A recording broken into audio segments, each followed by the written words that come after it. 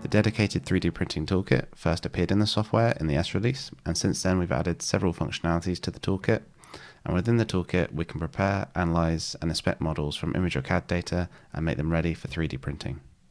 Within the 3D printing toolkit, from left to right, we have a dataset conversion, preparation, connector, analysis, inspection, and export tools.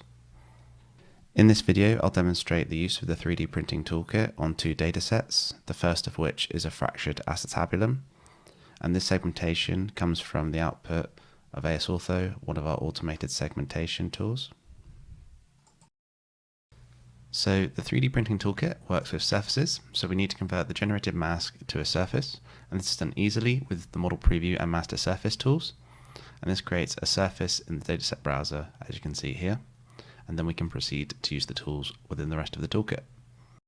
We can add patient ID or part numbers using the Emboss Text feature to ensure traceability. Within the Emboss Text tool, we have a variety of fonts for you to select from, and the tool works by specifying our target surface, entering the text that we're wanting to emboss onto the surface. We have a pick point feature here where we select the point where we want to emboss the text. We can then rotate and position the text as desired, usually on a flat surface as possible. And then we can select the emboss depth and the overlap as well. We also have the option to union this with the active surface or to specify a separate surface for the text. We then click Apply.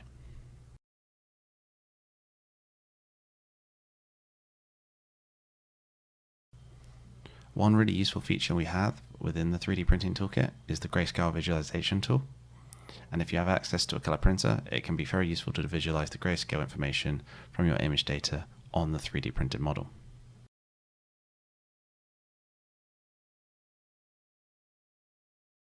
Results are shown as a color map with the options to control the sampling method and depth, and this approach can be very valuable for anatomical models. For example, when considering the bone density where a fixing would be used for an implant in pre-surgical planning. Additionally, within the inspection tools, we have color proofing, printability checks, and check and fix tools, and these can be very useful in identifying common pitfalls, such as if the model is watertight or if there are self-intersections or non-manifold edges. We can also visualize thin wall regions, and this is particularly useful when knowing the resolution of your 3D printer. Once we are happy with our part, we can then simply export our part here in a range of formats that are commonly used with 3D printers, such as 3MF, STL, OBJ, and more. We'll now look at 3D printing a cardiac model, and with this dataset we'll look at using the pins and sockets tool and also the connectors tool. So before using the pins and sockets tool, what I've done here is create a shell of the blood pool model using the hollow tool. And then we have two options for using the pins and sockets tool, the first of which is the partition and assemble mode, which is being shown here. And secondly, we can assemble disconnected surfaces. Using the partition mode, we specify a plane, and then it will cut that surface object into two surface objects.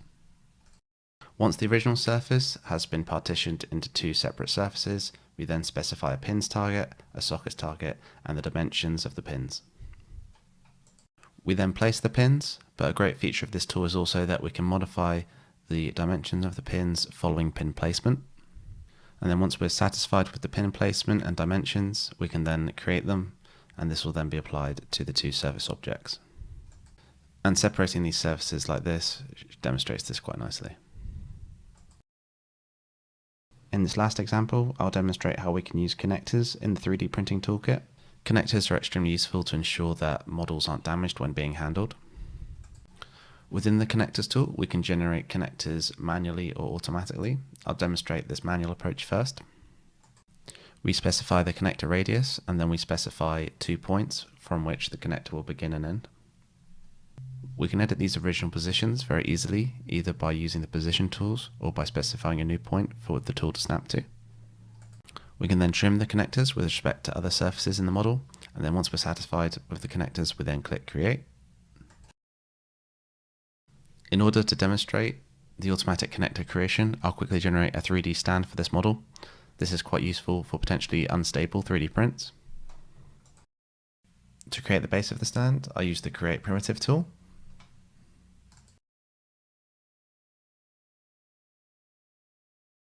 In order to use the automatic connector creation, we then specify one of 3 algorithms, the 2 surfaces, and then we specify the connector spacing, the max connector length, and the connector radius. We then click Generate. Lastly, we can go in and edit the connectors, either by deleting them or adjusting their position or size, and then we can proceed to printing.